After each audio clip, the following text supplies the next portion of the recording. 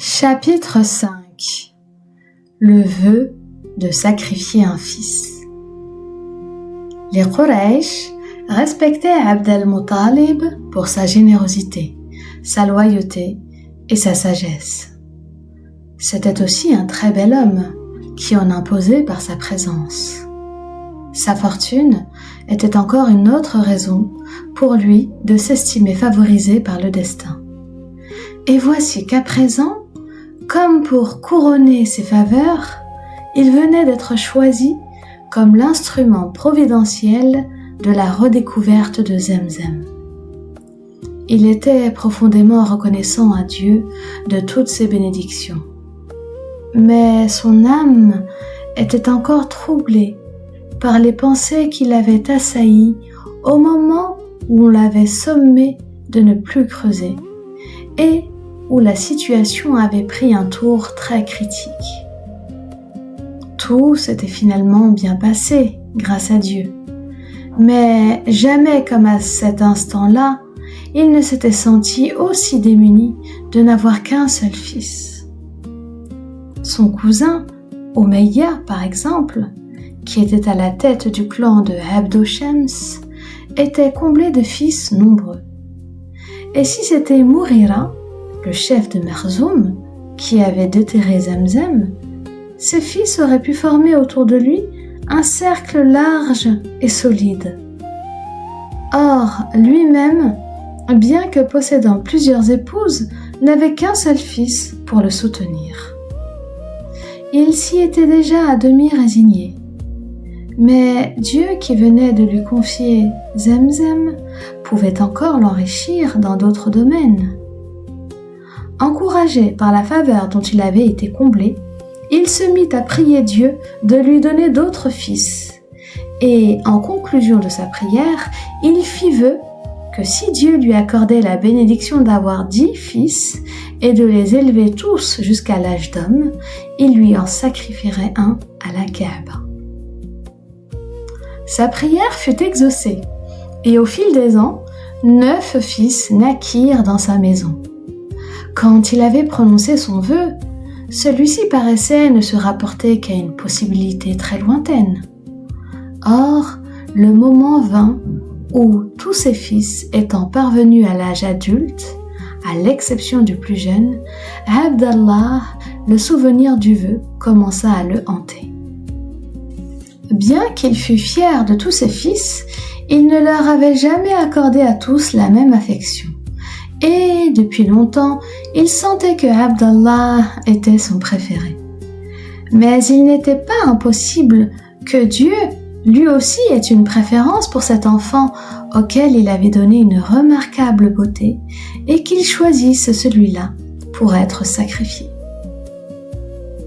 Quoi qu'il puisse advenir, Abd al-Muttalib était un homme de parole que l'idée d'être parjure ne pouvait pas même effleurer.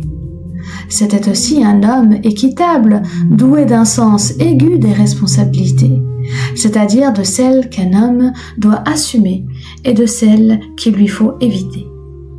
Il n'allait pas assumer lui-même la lourde charge de choisir celui de ses fils qui serait sacrifié.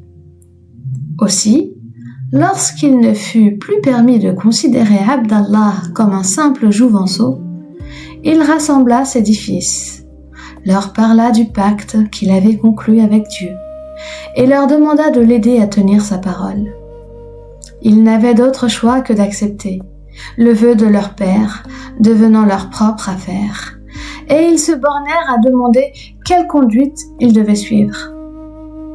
Abd al-Muttalib leur dit de prendre chacun une flèche et d'y apposer leur marque. Entre-temps, il avait fait tenir un message aux devins officiels de Quraysh, lui fixant rendez-vous à la Kaaba. Puis il conduisit ses fils au sanctuaire, les fit entrer à l'intérieur de la maison sacrée, et là, mit le devin au courant de son vœu. Chacun de ses fils présenta sa flèche et lui-même, se tenant à côté de la statue de Hubal, dégaina un long poignard qu'il avait apporté avec lui et adressa une prière à Dieu. On procéda au tirage au sort et ce fut la flèche de Abdallah qui sortit. Son père le prit par la main et tenant son couteau dans l'autre main, il le conduisit vers la porte, décidé à se rendre immédiatement sur le lieu du sacrifice, comme s'il redoutait de se donner le temps de réfléchir. Mais il avait compté sans les femmes de sa maisonnée, et surtout sans Fatima, la mère de Abdallah. Alors que ses autres épouses, originaires de tribus éloignées, n'avaient guère d'influence à la Mecque, il n'en était pas de même de Fatima, femme de la tribu Quraysh, issue du puissant clan de Makhzoum, et par sa mère, descendante de Abd, un des fils de Qusay. Toute sa famille résidait à proximité, était facile à joindre et pouvait lui venir en aide en cas de besoin. Elle avait donné à Abd al-Muttalib 3 de ses 10 fils, Zubayr, Abu Talib et Abdallah, ainsi que ses 5 filles, lesquelles étaient entièrement dévouées à leur frère. Ces femmes n'étaient pas restées inactives, non plus d'ailleurs que les autres épouses qui, sans nul doute, avaient demandé l'aide de Fatima pour faire front aux dangers qui menaçaient également chacun des 10 fils, dont l'un était nécessairement le possesseur de la flèche du sacrifice. Pendant que se déroulait le tirage au sort, un attroupement avait commencé à se former dans la cour du sanctuaire. Lorsque Abd al-Muttalib et Abdallah apparurent sur le seuil de la Kaaba, tous deux pâles comme la mort, un murmure s'éleva parmi les Makhzoumites, qui comprirent qu'un des fils de leur sœur était la victime désignée. « Pourquoi ce couteau ?» lança une voix, et la question fut reprise par d'autres, bien que la réponse fût connue de tous. Abd al-Muttalib commença à parler du vœu qu'il avait prononcé, mais Mughira, le chef de Makhzoum, lui coupa la parole. « Tu ne le sacrifieras point. Offre plutôt un sacrifice en remplacement de ton fils, et sa rançon, dût-elle épuiser toute la fortune des fils de Makhzoum, nous le rachèterons. » Sur ces entrefaites, les frères de Abdallah étaient sortis de la maison sacrée. Aucun d'eux n'avait encore ouvert la bouche, mais ils se tournèrent alors vers leur père et le supplièrent de laisser la vie sauve à leur frère et d'offrir en expiation un autre sacrifice. Parmi tous ceux qui se trouvaient là, il n'y eut personne qui ne prit leur parti, et Abd al-Muttalib était à la fois tenté de se laisser convaincre et rempli de scrupules. Finalement, il accepta d'aller consulter une certaine femme de Yathrib, réputée pour sa sagesse, qui pourrait lui dire si une expiation pouvait être envisagée dans son cas et sous quelle forme. Prenant avec lui Abdallah et 1 ou 2 autres fils, Abd al-Muttalib se rendit dans sa contrée natale, où on lui apprit que la femme qu'il cherchait avait émigré à Khaybar, une opulente colonie juive située dans une vallée fertile à près de 40 lieues au nord de Yathrib.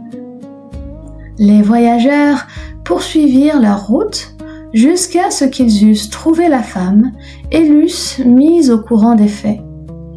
Elle leur promit de consulter son génie familier et leur fixa rendez-vous pour le jour suivant. Abd al-Muttalib adressa une prière à Dieu et le matin suivant, la femme leur dit « La réponse m'est parvenue. Quel est le prix du sang chez vous ?» Ils répondirent que c'était 10 chameaux. « Retournez dans votre pays, dit-elle, et mettez côte à côte votre homme et 10 chameaux, puis tirez au sort entre eux. Si la flèche est défavorable à votre homme, ajoutez d'autres chameaux, et tirez au sort une nouvelle fois.